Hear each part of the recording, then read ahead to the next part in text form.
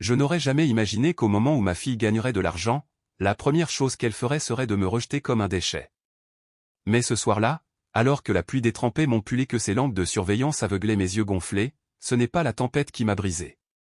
C'est la voix de ma fille qui a transpercé l'obscurité comme du verre. Tu ne verras jamais un centime de mon argent, vieille sorcière. Ma valise a heurté le béton pendant qu'elle parlait, éclatant comme une ampoule crevée. Des vêtements que j'avais pliés quelques heures auparavant se sont répandus dans son allée immaculée, des sous-vêtements, des chaussettes, un vieux chemisier que je portais pour garder ses enfants. Ma brosse à dents a roulé dans le caniveau comme si elle savait qu'elle n'y était plus. Elle ne broncha pas. Son nouveau petit ami à peine plus âgé que son propre fils se tenait derrière elle, les bras croisés, un sourire narquois comme s'il avait gagné un prix. La maison à moitié emballée se dressait derrière eux, son panneau, vendu, flottant encore au vent. Je restais là, silencieuse sans crier, sans supplier, la pluie me collait les cheveux au cuir chevelu, le mascara coulait dans les plis de mon visage. Dieu merci, ces enfants étaient partis, ils ne méritaient pas de voir leur grand-mère abandonnée comme une serpillière usée. Tu es une sangsue, hurla-t-elle. J'ai travaillé dur pour ça, tu n'as pas le droit de profiter de moi juste parce que tu es vieux. Ma mâchoire se serra, mais je ne dis rien. Pas sur le moment. Je savais la vérité, elle avait gagné au loto 10 jours plus tôt aux 10 millions de dollars, comme ça et du jour au lendemain, j'étais devenu un poids mort. Elle me promettait que si jamais on réussissait, on voyagerait ensemble, on achèterait un duplex pour que je puisse avoir mon propre chez moi, tout en restant à proximité pour les enfants. Elle disait à ses amis que j'étais son pilier. Mais une fois le chèque encaissé, elle ne m'a même pas laissé de couverture pour la première nuit. J'ai ramassé mes chaussettes trempées une à une, les mains tremblantes de froid, mais je refusais de la voir pleurer. Ses yeux, ceux-là même que j'embrassais pour lui dire bonne nuit, étaient maintenant vides et vides. Sors de chez moi, ou j'appelle la police, cracha-t-elle. Tu n'as aucun droit d'être ici. Ces mots me restèrent en travers des côtes, j'aurais voulu hurler que j'avais payé son loyer pendant 4 ans, élevé ses enfants pendant qu'elle jonglait entre 2 boulots, sacrifier ma retraite pour l'aider à tout recommencer. Mais je me retins. Je n'étais pas prêt à lui donner cette satisfaction. Au lieu de cela, j'ai serré ma valise et reculé. La pluie se mêlait à la terre sur mes chaussures, transformant tout en boue. Elle pensait que je reviendrais en rampant, la queue entre les jambes, reconnaissante pour ses miettes. Mais elle avait commis une erreur cruciale, elle n'avait jamais vérifié le nom sur le billet de loterie. Quelques semaines plus tôt, nous formions encore une équipe, ou du moins, c'est ce que je me disais.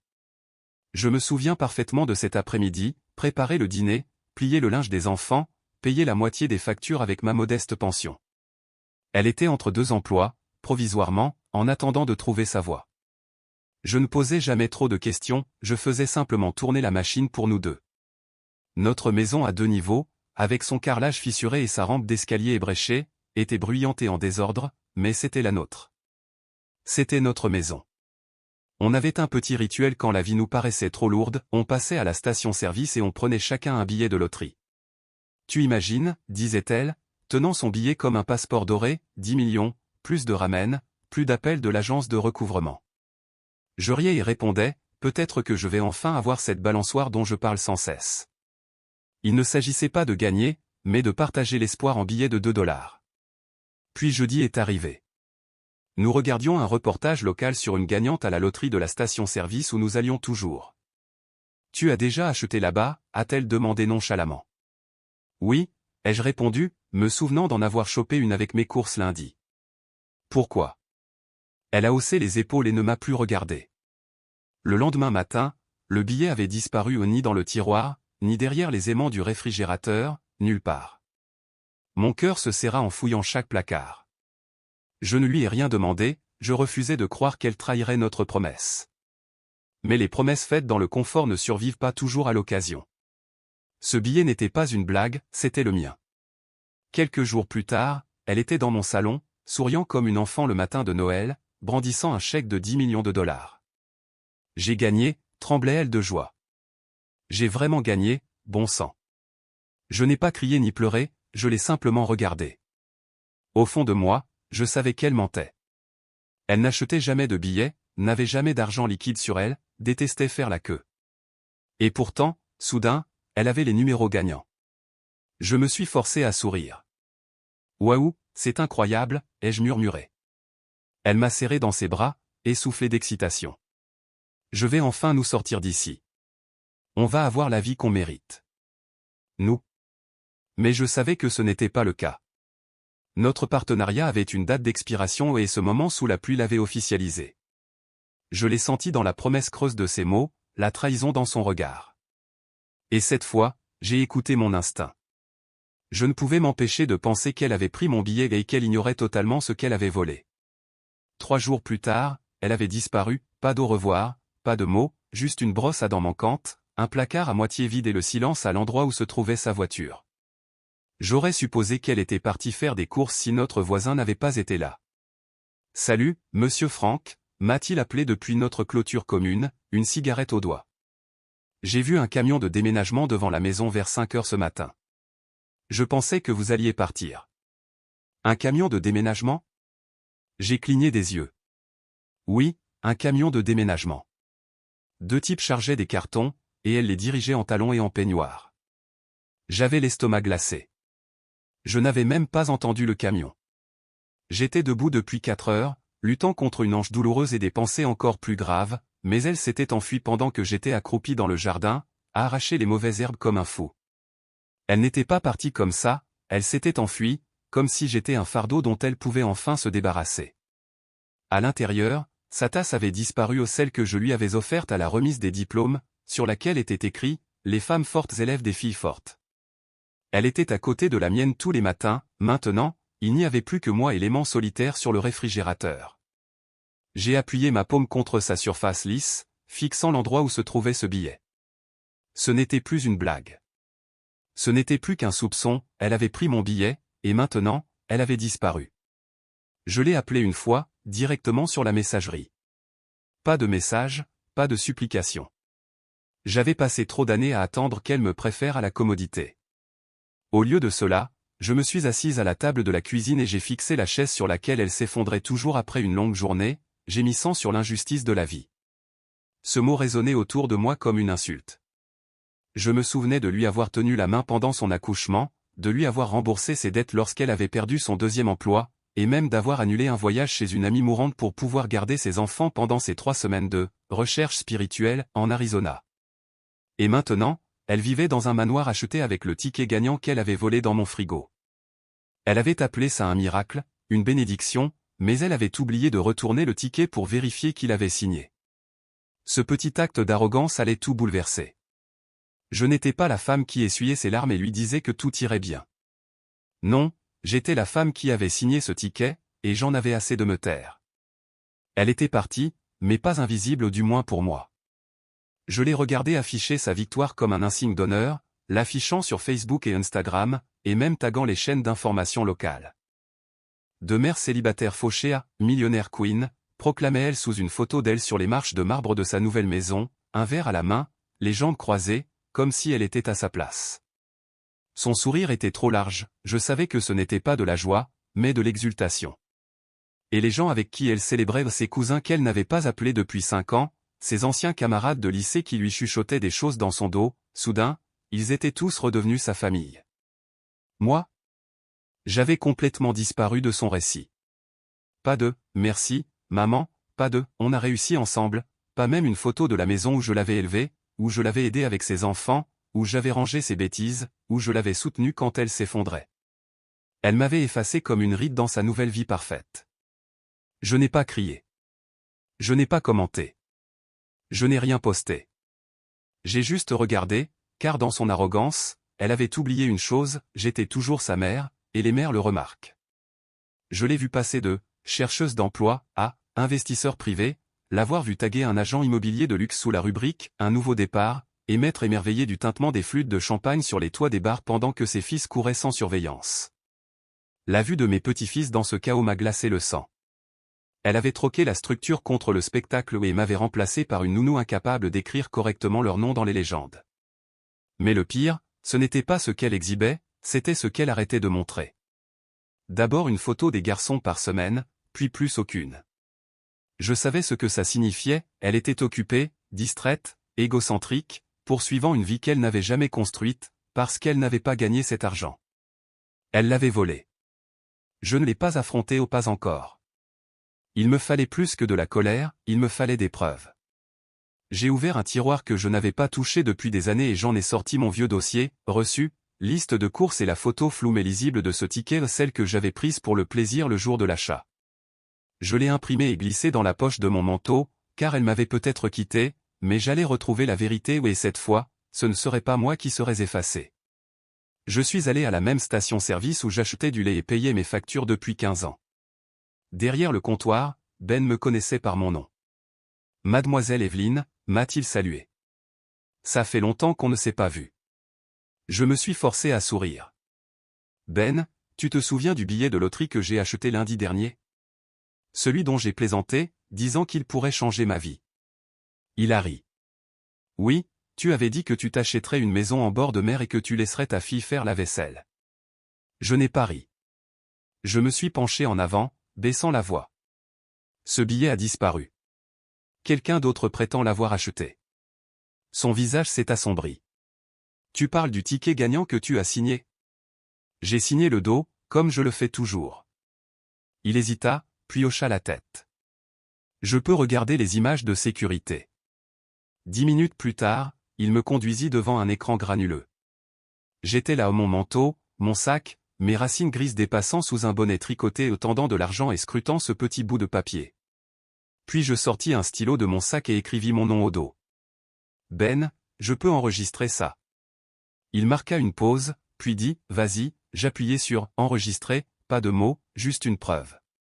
Plus tard dans la journée, j'ai appelé le bureau de la loterie d'État et j'ai tout expliqué, où j'avais acheté le billet, que j'avais une caméra de surveillance, une photo nette des numéros et ma signature au dos. La femme au bout du fil a marqué une pause.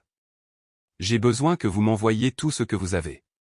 Si votre nom correspond à nos images, le paiement peut être contesté en justice, a-t-elle dit. Peux-tu geler les gains, ai-je demandé. Une fois l'enquête ouverte, oui. Je l'ai remerciée et j'ai raccroché. Je me suis assis dans ma petite cuisine, celle dont elle se moquait, et j'ai enfin pu respirer. Je ne lui ai pas envoyé de SMS ni appelé.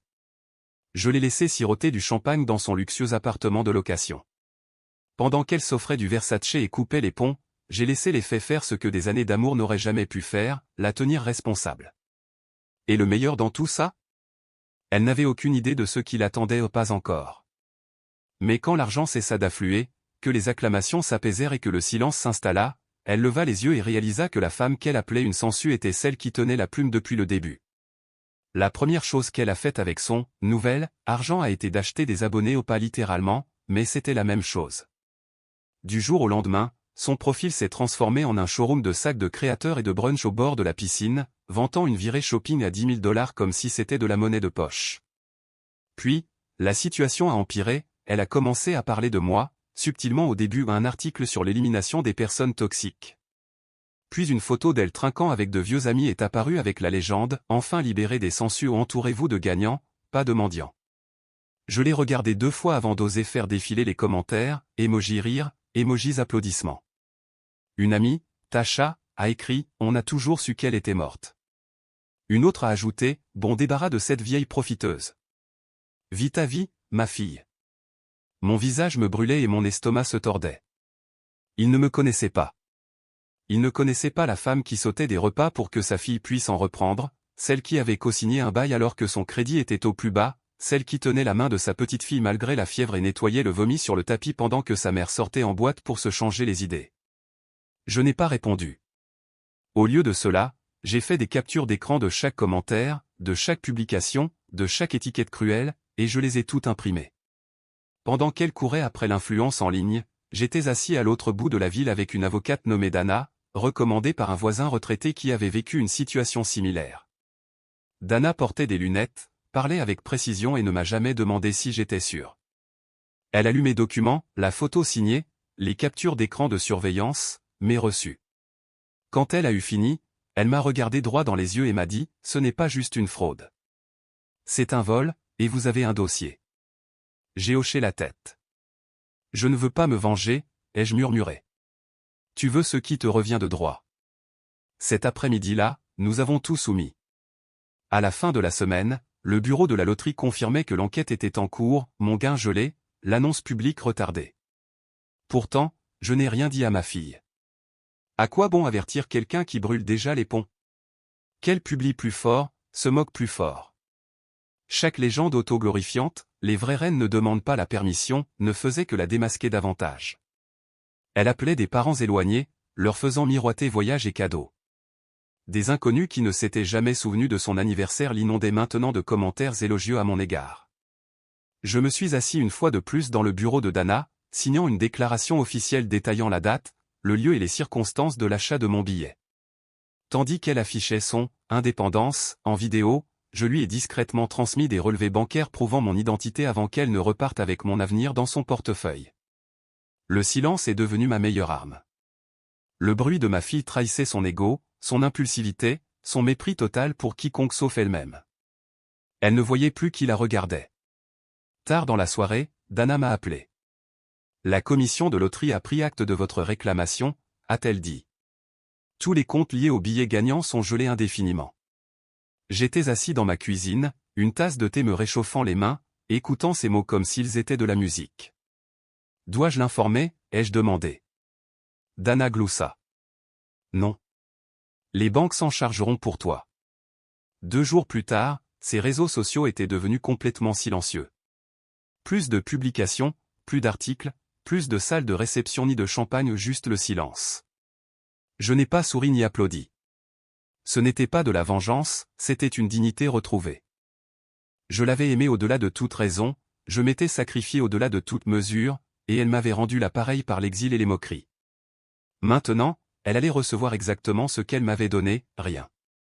L'État a vérifié chaque horodatage, chaque angle de prise de vue, chaque seconde granuleuse de la vidéo montrant ma main prenant ce ticket, le glissant dans mon sac à main, ma signature tremblante au bas. Ils n'ont pas hésité une seconde. Nous allons publier un rectificatif et préparer un communiqué de presse pour le véritable plaignant, m'a dit le responsable. Vraie prétendante, répétai-je, savourant ces mots comme un titre gagné en m'accrochant à la vérité. Pour la première fois depuis des mois, je me sentais perçu non pas comme la mère ou le paillasson de quelqu'un, mais comme une personne qui refusait d'être effacée. Je ne me suis pas précipité pour fêter ça. Je n'ai pas appelé le voisin qui m'avait apporté un plat en cocotte ni murmuré « Tu es trop bien pour être traité comme ça ». Il ne s'agissait pas de leur prouver quelque chose, mais de me prouver quelque chose à moi-même, que je n'avais pas perdu la tête, que je n'étais pas folle, que j'étais plus qu'une cible. Le silence ne signifie pas la faiblesse, et la dignité ne demande pas de permission. Cette nuit-là, j'étais allongé sur mon lit jumeau d'enfance, le ventilateur de plafond ronronnant au-dessus de ma tête. Des souvenirs me traversaient l'esprit, ses premiers pas, son premier chagrin d'amour, la nuit où elle est montée dans mon lit à 15 ans, le mascara maculé, en murmurant « Pourquoi tout le monde part ?» Je l'ai tenue dans mes bras jusqu'à l'aube. Je n'aurais jamais imaginé qu'elle me laisserait derrière elle. On dit « Le sang est plus épais que l'eau », mais la citation n'est jamais finie. C'est le sang de l'alliance qui est plus épais que l'eau du ventre maternel. Les liens que l'on choisit comptent plus que ceux qui nous unissent à la naissance. Elle a préféré l'argent à la mémoire, l'ego à l'honnêteté, l'image à moi et j'ai refusé de me culpabiliser. Tôt le lendemain matin, je me suis mise devant le miroir et j'ai attaché mes cheveux. J'ai enfilé le chemisier que je gardais pour les vacances, rien de tapas accent Graveleuil, rien de cher, mais c'était le mien. Le trajet jusqu'à la conférence de presse s'est déroulé dans le calme.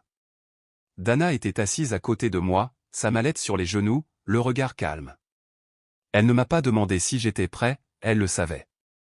À notre arrivée dans le petit auditorium, il n'y avait rien de grandiose, juste un podium et une banderole.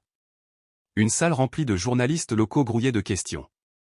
Le fonctionnaire m'a appelé, « Aujourd'hui, nous sommes ici pour clarifier la véritable propriété du ticket gagnant de 10 millions de dollars acheté au Gas & Go sur la route 18. » Les flashs des appareils photo ont brillé tandis que je m'approchais, la voix assurée. « Je m'appelle Evelyne Markham, ai-je dit. J'ai acheté ce billet. Je l'ai signé, et je suis la gagnante légitime. » 3 minutes plus tard, le silence a paru interminable. La presse a insisté pour que j'en dise plus, mais j'ai souri poliment et je suis parti, car je n'avais plus besoin de m'expliquer. La vérité avait déjà parlé. Quelque part, le monde parfait de ma fille s'effondrait. Je n'avais pas besoin de regarder, je savais déjà à quoi cela ressemblait quand les gens réalisaient que leur château avait été construit sur du sable volé. Je n'ai rien publié après la conférence de presse, pas de tag, pas de vantardise, pas même un mot à quiconque en dehors du cercle juridique. Pourtant, le lendemain matin, elle a publié une histoire depuis un bar sur un toit terrasse, portant de nouvelles perles et un cocktail à la main, comme si le monde lui appartenait encore. Sa légende disait « Je fixais mon téléphone, les lèvres serrées ». Elle ignorait totalement que l'État avait gelé ses comptes, que l'enquête était terminée, que son nom allait être effacé de chaque centimètre carré de ce trésor. Je ne lui devais aucun avertissement. Qu'elle profite d'un dernier coucher de soleil sur un horizon loué. J'avais organisé cette conférence de presse pour une raison, un préavis minimal, un endroit calme, une présence suffisante pour paraître officielle, mais pas assez pour l'alerter avant la fin. Elle l'ignorait, car je ne le lui avais pas dit et elle n'avait pas vérifié, car elle me croyait incapable d'agir. C'était son point faible. Elle prenait mon silence pour de la reddition.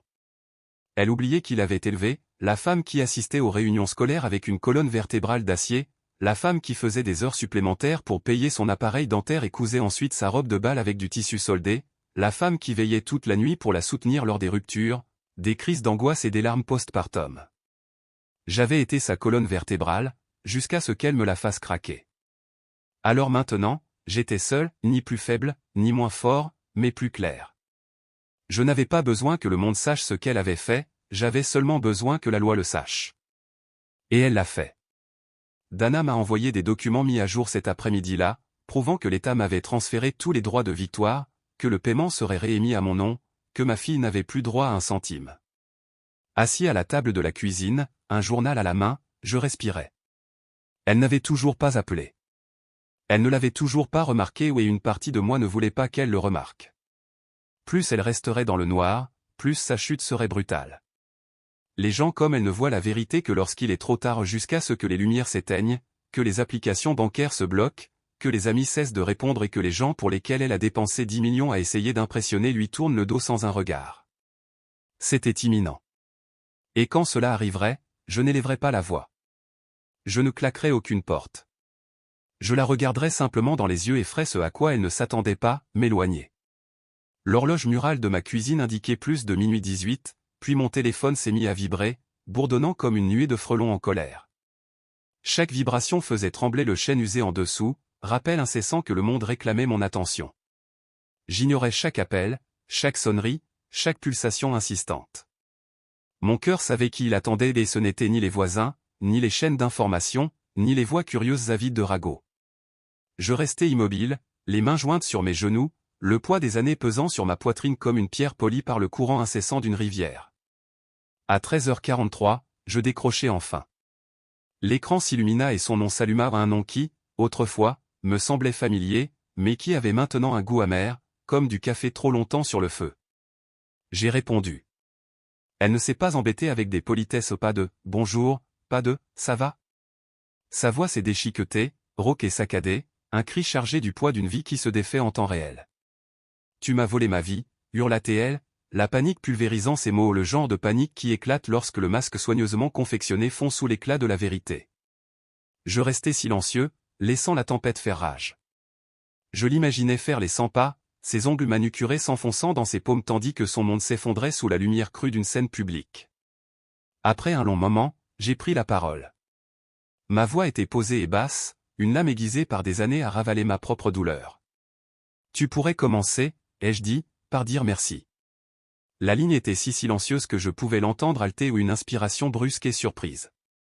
Pourquoi, demanda-t-elle, la voix craquant comme de la glace fine sous ses pieds. Je me suis adossé à ma chaise, le vieux bois craquant sous moi. Pour t'avoir soutenu dans toutes les épreuves, les gardes de nuit pour payer ton appareil dentaire, la robe de bal cousue, les nuits passées à te soutenir malgré tes larmes. J'ai fait tout ça sans me plaindre, mais tu as vendu mon sacrifice sur scène comme ta victoire. Elle balbutia, tu mens, mais sa voix tremblait, comme une fissure dans sa cuirasse. Elle savait qu'elle l'avait toujours su. Non, ai-je dit. J'ai des preuves. J'ai signé l'amende. Les images de sécurité du magasin ont été vérifiées. J'aurais pu régler ça discrètement, dans l'ombre, mais vous avez fait en sorte que tout le monde entende votre version. Vous l'avez exhibée devant les caméras, alors j'ai fait en sorte qu'ils entendent la mienne. Elle s'effondra alors, non pas avec de douces larmes ou du remords, mais avec les sanglots bruts et désespérés de quelqu'un qui regarde son empire de mensonges s'effondrer. Tu as tout gâché, s'étrangla-t-elle, la peur perçante dans la voix. Non, répondis-je, calme comme un matin d'hiver, c'est toi qui as construit cette ruine. Son souffle s'arrêta de nouveau, et je la vis presque chercher les mots pour reprendre le contrôle. Tu ne comprends pas, supplia-t-elle. J'ai acheté la maison, la voiture, les vêtements, tout. Tout est parti maintenant, n'est-ce pas? Tu as tout pris. Je n'ai pas bronché. J'en ai déjà donné la moitié, ai-je dit, chaque mot étant réfléchi. Au refuge pour femmes et aux mères célibataires qui se battent pour leurs enfants, sans les abandonner. Un halètement si aigu qu'il fit l'effet d'une gifle. Tu es fou, murmura-t-elle, mais il ne restait plus aucune conviction, seulement l'écho de sa défaite. Non, dis-je doucement mais fermement. J'en ai assez d'être ton ombre, ton filet de sécurité, ton partenaire silencieux dans une vie que tu n'as pas méritée. Puis j'ai raccroché sans prévenir, sans hésiter au juste le léger déclic d'une porte qui se referme sur un chapitre que j'avais gardé ouvert bien trop longtemps. Le silence qui suivit fut différent, ni pesant, ni étouffant, mais léger, comme le premier souffle après une longue plongée sous-marine. Pour la première fois depuis des années, je ne me sentais pas comme une mère nettoyant le chaos d'autrui, ni comme une sœur portant le poids d'autrui. Je me sentais moi-même, entière, libérée, la véritable gagnante d'un jeu auquel je n'avais jamais choisi de participer.